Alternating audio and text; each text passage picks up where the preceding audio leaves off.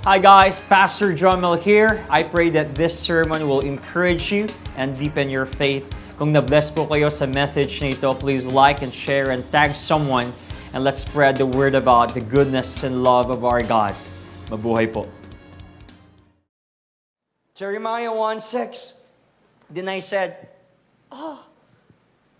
Lord God, behold, I do not know how to speak, for I am only a youth. By the way, the context of this ay hindi lang basta nagkakaroon ng excuse si Jeremiah dito, but he was speaking to God humbly dahil, nga naman, 17 years old pa lang dito si Jeremiah. Nakadepende pa sa magulang niya, tapos tinatawag na maging propeta sa nation ng Israel. At ang Israel, napakatigas ng ulo. Can you imagine this? Sino 17 dito? Kasing edad ni Jad, tatawagin ka, ikaw ang magiging propeta ng nakukulaw. At alam mo yung nakukulaw, walang makikinig dahil yung mga taga-kukulaw, some of them are bakulaw. Di ba? Dahil sobrang tigas ng ulo, sobrang tigas ng puso. Can you imagine this? Kung anong sasabihin dito ni Jad, imagine this. For example, si Jad ito, sasabihin niya, Lord God, behold, I do not know how to speak, for I am only a youth. But here's the sad thing sa buhay po natin, no? Minsan, ang nagpapahina sa atin ay hindi naman actually yung sitwasyon.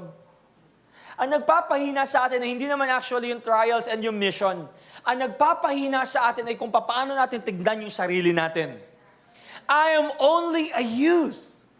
But I want you to know this, ng identity natin na hindi nakabase sa edad mo, hindi nakabase sa sitwasyon mo, hindi nakabase sa bank account mo, kundi kung paano ka tignan ni Lord. Kaya sabi din sa verse 7, but the Lord said to me, do not say, sabi mo, do not say, I am only a youth. For to all to whom I send you, you shall go, and whatever I command you, you shall speak. Do not say, Jad, that I am only a youth, because you are a youth.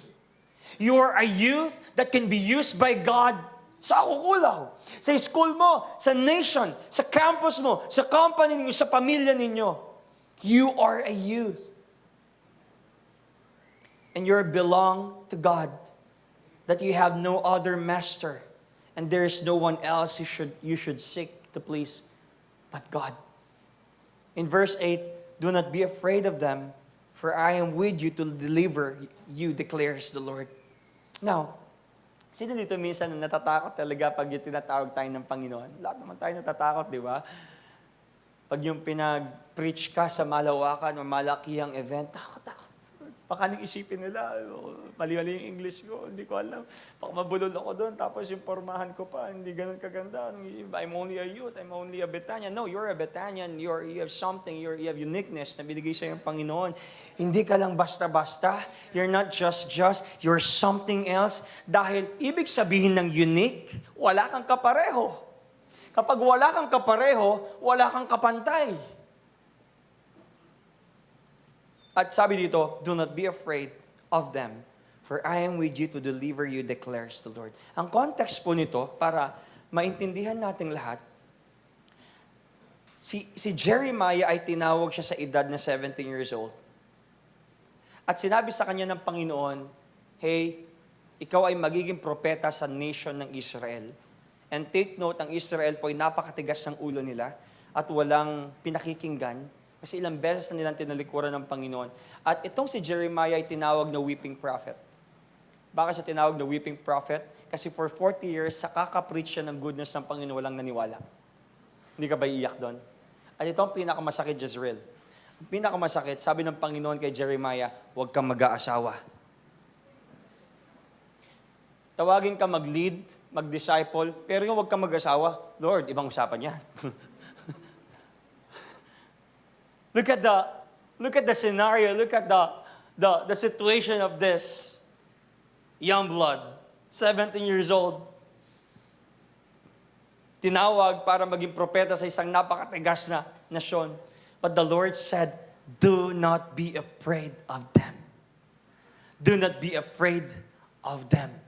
Anong ibig sabihin ng them? Do not be afraid of your enemies. Do not be afraid of your challenges, because what? I am with you. Nakadepende ang ating pagiging matapang, hindi dahil walang pagsubok. Nakadepende ang ating pagiging matapang, hindi dahil bansot ka or wala ka pang edad, wala ka pa sa tamang gulang at sa tamang wisyo, kundi tayo'y nagiging courageous dahil alam natin kung sino yung kasama natin. Sabi ng isa sa mga disciples ko, kahapon, si Sir Raf, sabi niya, courage is not the absence of fear. Courage is that knowing whose you are at kung sino yung kasama mo. That if you know that the Lord is your shepherd, the Lord is your God, God is with you, you will never be afraid. So sino dito ngayon, ang tinatawag ng Panginoon at sinasabi niya, Lord, bata lang ako eh. But I want to tell you this, you are with the Lord. Sabi mo sa'yo, I am with the Lord, I am with the Lord. And sabi dito, for I am with you to deliver you, declares the Lord. So tinawag ka, pinili ka, pinagplanuhan ka, at ang maganda dito, pinalakas ka. Pinalakas ka. Pinalakas ka. Pag sinabing pinalakas ka, God gave you strength, God gave you wisdom, God gave you, reason to live, God gave you purpose. Dahil hindi naman na malakas ay may purpose. At yung mga may purpose, na binigyan ng Panginoon ng purpose, ay lumalakas. Pinili tayo ng Panginoon at hindi lang basta tayo pinili, kundi pinalakas tayo. In verse 8, do not be afraid of them, for I am with you to deliver you, declares the Lord. Let me read it again. Do not be afraid of them, for I am with you to deliver you, declares the Lord. Kung papansinin natin dito, hindi sinabi ng Panginoon, or God didn't say, do you? Do you want it? Hindi sinabi ng Panginoon na, do you want it na maging propeta? Do you want it na maging minister? Do you want it na maging ganito ka, Jeremiah? Pero ang sinabi ng Panginoon, do not be afraid. Minsan kasi, ang mga katawagan ng Panginoon sa atin ay parang choices. Na parang, hey, do you want to minister? Lord, try ko muna. No, when God calls you, God is not asking you, do you want it? But God is asking you and telling you, do not be afraid, for I am with you to deliver you, declares the Lord. For I am with you to deliver you. Alam niyo po, sa mundo marami tayong naririnig na I. Di ba? Ano yung mga narinig nating I love you, pero hindi ka naman talaga love. I just lost you. Pwede. But the Lord said here, for I am with you to deliver you, declares the Lord. Sinong naniniwala dito na Panginoon tinawag ka? At ang Panginoon, dahil tinawag ka, hindi ka iiwan. So God is asking you, hey son, do you want it to be a minister? God didn't say, do you want it? God said, do not be afraid because I am with you. So, wala tayong choice, but Lord, yes, I'm here. So, naniniwala ako, pinili mo ko at hindi mo ko iiwan. At ang sarap sa feeling, na alam mo may kasama ka na hindi ka iiwan. Sino dito, parang yung ubos na ubos ka na, pero dahil alam mong nandyan yung asawa mo or nandyan yung boyfriend mo, bigla kang lumakas. I remember nung bata tayo, Joshua, kasi mahilig ako sa text nun eh. Alam niyo yung text? Nag-text ba kayo nun? Hindi niyo na alam, no? iPad na kasi ang laro niyo ngayon eh. May dati nagte-text. Mahilig ako mag-text nun, Romeo. Talagang sako-sako yung text ko nun. Ako yung pinaka-champion sa buong koral. Kung meron lang champion nun, tapos ihirangin nila akong champion nun. Jomel, the champion in text, di ba? Ang dami kong text nun. Now, pag inuubos na yung text mo, yung text ka ba? Dati, no? Hindi yung cellphone, ha? Kasi yung text, yung cards. Pag nauubos na yung text mo, tapos biglang merong nagmagandang loob sa'yo, konti na lang yung text mo, isang dangkal na lang, tapos siya isang sako, kasi dangkalan yung labanan namin eh. Diba? Shot ko na yan. Sige, pati pato, pati bugaw. Pati yung bahay namin. Sige. Di ba? Minsan kasi, ganun eh. Pero pag yung isang dangkal na yung text mo, kinakabahan na ako eh. Hindi ako sanay na isang dangkal lang yung text ko. Kahon-kahon.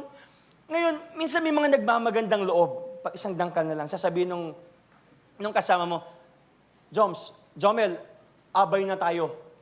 Bakas na tayo. Kasi yung pagbabakasan ko, isang sako ulit yung text. Ang dami ko ulit text. So, kung ano yung sa kanya, ganun na din yung sa'yo. Parang sinasabi dito ng Panginoon, konti lang yung lakas mo, pero kapag nakipag-pair ka sa pinakamalakas na Diyos, you are powerful, you are strengthened, you are blessed, at hindi ka mauubusan dahil kung anong meron si Kristo, meron ka na rin.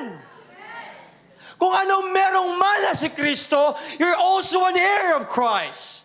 If you know na merong kapatawaran, ibig sabihin you're also forgiven. If you know that Jesus is blessed, you're also blessed. Dahil kung anong meron si Jesus, meron ka na rin. You just have to be paired with the Lord. So naniniwala ako na yung nagtawag sa atin, our caller will never leave you, nor forsake you. Dahil kapag tinawag ka, ibig sabihin, kasama mo siya. Meron ba kayong kakilala na parang tinawag ka, pare, halika dito, tingnan mo to. Tapos bigla kang iniwan, pero ang Panginoon hindi niya gagawin yon. Kung sino ang nagtawag, siya ang makakasama mo hanggang sa dulo. Sinimulan ng Panginoon na minsan parang tinatamad ka ng tapusin, tinatamad ka ng puntahan, pero don't forget na ang Panginoon ay kasama mo papunta doon sa end goal mo because your caller will never leave you nor forsake you. He has something in your life. Hey son, I want you to finish your calling. I want you to finish yung mga bagay na pinagagawa ko sa'yo dahil wala akong ibibigay sa'yo na bagay na hindi mo kayang tapusin. God is calling you to be a leader at hindi mo kaya yan na mag-isa. Naniniwala ko, tinawag ka ng Panginoon na maging leader at si Lord ang magbubuhat sa calling mo. In fact, hindi naman ikaw because left on your own, you can't do that. I can't do this alone. Without God. At gusto ko ulitin ito. Napakasarap. Kung anong meron si Christ, meron din ako. So, ibig sabihin, pinag-isa kayo. Pinag-isa kayo ni Lord. Pinag-isa kayo ni Christ. Pinag-isa kayo ng Panginoon. Jeremiah 30:11, "For I am with you and will save you, says the Lord." You know, for God to be with someone is for Him to give His help for that person to carry out His calling. Mahirap ang calling, pero tutulungan ka ng caller matapos ang calling. At dahil pinag-isa kayo, hindi kayo pwedeng paghiwalayin. Sabi ng Panginoon sa Romans 8, sabi ni Paul sa Romans 8:38-39, "For I am sure," in other translation, "For I am convinced that neither death, nor life, nor angels, nor rulers, nor things present, nor things to come, nor powers, nor height, nor depth, nor anything else in all creation will be able to separate us from the love of Christ." Jesus our Lord. Alam niyo po, para paghiwalayin kayo ni Jesus at ikaw, alam niyo, tanging paraan para mapaghiwalay kayo, si Lord bababa ulit. At sasabihin niya sa sanlibutan, okay, binabawi ko na yung pagkamatay ko sa kanyo kasi wala kayong mga utang na loob. Doon matitigil yung pag-isa ninyo ng Panginoon. Pero gagawin ba ni Christ yun? Sasabihin niya, okay, binabawi ko na ang lahat ng sakit, ang lahat ng blessing na ibinigay ko sa inyo. Kailangan niya munang bumaba ulit para mapaghiwalay kayo. But the good thing here, sa susunod na bababa ang Panginoon ay second coming na.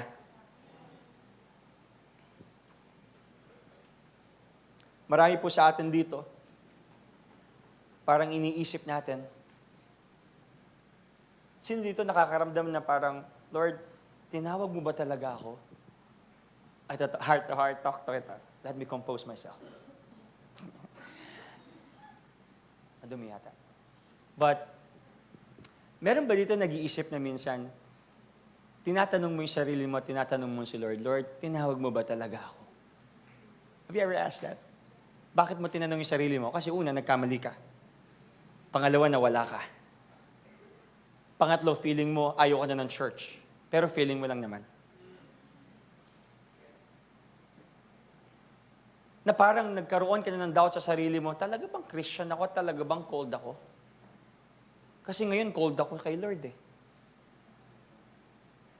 Na parang minsan, Lord, hindi ko na kayang bumalik sa church na yan or bumalik sa grupong yan kasi feeling ko talaga condemned ako. Pero ang nangongondemn lang naman talaga sa sarili mo, yung sarili mo. Na-experience ko na ba to? A lot of times. May mga parts po sa ministry natin na hindi nagmamaterialize at sinatanong ko si Lord, Lord, tinawag mo ba talaga ako magpastor? Kasi yung mga tropa ko po laging late, Lord eh. Usapan namin, 3:00, darating sila, 4:00. Effective ba ako? Lord, ang heart namin dito is to raise more leaders. Pero instead of raising leaders, anong nangyari? Nagkakaroon ng decreasing of leaders. Yung dating 120, ngayon 66 na lang, Lord. Effective ba talaga ako? We always ask that and try to condemn ourselves. Sino dito talaga minsan tinatanong mo yung sarili mo, Lord, nagkamali ako dun sa jowa kung hindi kasi ako nakinig sa iyo eh. Hindi ko na-deserve. Pero gusto kong sabihin sa inyo to, kapag tinawag ka ni Lord, hindi niya binabawi yun. This is a confirmation. Kapag tinawag ka ni Lord, even though nagkamali ka, even though nagkakamali ka, at even though magkakamali ka, hindi babawiin ni Lord yung calling mo. Romans 11:29 says, for the gifts and the calling of God are irrevocable. Para bawiin ni Lord ang kanyang calling sa'yo, kailangan niya muna ulit bumaba. Oy, ayoko na katang tawagin. Binabawi ka na. Pero di na gagawin ng Panginoon. Once you are called, you'll always be called. Once you are saved, you'll always be saved. Now, here's the thing. Anong nawawala sa'yo? Yung calling mo hindi nawawala. Maybe ang nawawala sa atin is yung effectivity and yung anointing. Pero, when you ask the anointing, that power from the Lord, it will be given once again. Pero yung calling mo sa pagpipreach, yung calling mo sa pagtugtog, yung calling mo sa paglilid ay hindi mawawala because the gifts and the calling of God are irrevocable. So don't you ever think na ikaw ay tinakwil, na ikaw ay tinapon, na ikaw ay sinumpa ng Panginoon because you are always called. And God wants you to finish your calling. John 15:16 nakalagay doon. You did not choose me, but I chose you. And I'm sending you to go and bear fruit, and your fruit must remain. Here's the thing. God chose you. Ikaw rin ba pipiliin mo si Lord? Will you choose to be with the Lord? Can we just bow our heads?